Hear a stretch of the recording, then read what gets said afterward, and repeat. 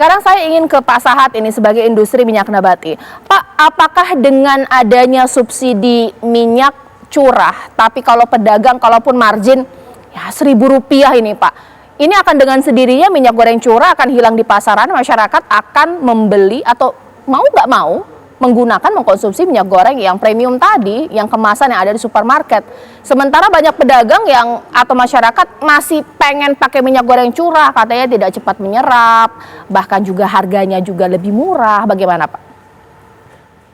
Saya kira yang saya nggak ngerti kok diperdebatkan itu. Gitu. Jangan lupa masyarakat itu ada pedagang warteg, ada pedagang kerupuk, ada penggoreng, mereka bukan beli 1 liter 1 liter. Jadi kalau minyak goreng premium yang dibeli mereka untuk itu kan mereka rugi. Jadi tetap ada pasar daripada mereka. Jangan lupa 1.000 perak per liter, kalau dia jual 300 liter per 100 liter sehari kan besar juga kan gitu. Memang di minyak goreng itu margin jangan diharapkan seperti margin di tas Louis Vuitton.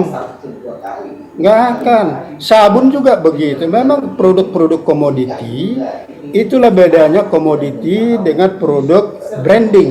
Gitu. Ini kan komoditi. Jadi yang saya pikir, ini baru peraturan ditetapkan 15. Ya mana mungkin ada di pasar dalam waktu 2 hari. Minggu ini masih menyelesaikan prosedur yang terbaik bagaimana supaya yang ditakutkan oleh Pak Nur Hidayat jangan sampai lari ke itu yang harus dilakukan, apa yang harus dibuat regulasinya. Gitu. Baik, sekarang saya ke Mas Sudaryono.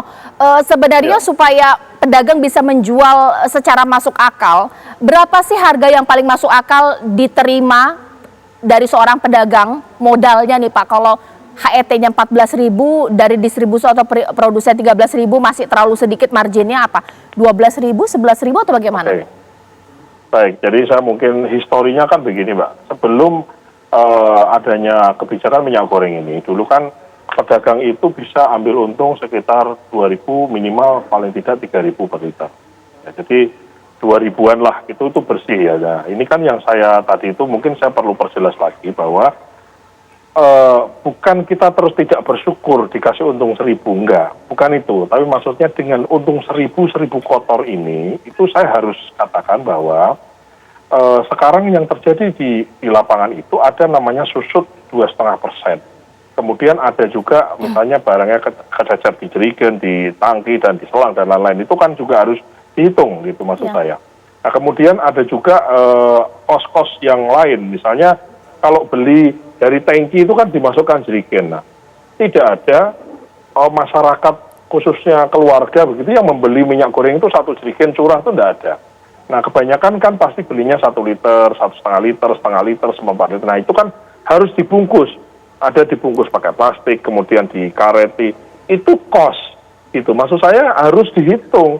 Juga nggak bisa, ini kok pedagang pasar ngeluh maunya apa sih gitu. Jadi saya juga nggak mau dikatakan kita ini pedagang pasar ini kerjaannya ngeluh aja, enggak. Tapi saya harus jelaskan di forum ini kenyataannya seperti itu. Nah, satu lagi Mbak ya, saya menanggapi Pak Sahat ya misalnya mengenai tadi itu 65% itu adalah konsumsi untuk masyarakat luas, masyarakat menengah kita. Dipersingkat Mas. 35% minyak, nah 35% non premium. Nah, harapan kita begini harapannya, udah kalau memang ini kita mau jalankan, premium kemasan dengan curah memang mau jalankan seperti sekarang, kita minta ada semacam jaminan bahwa memang 65% itu di-cover dengan minyak goreng curah.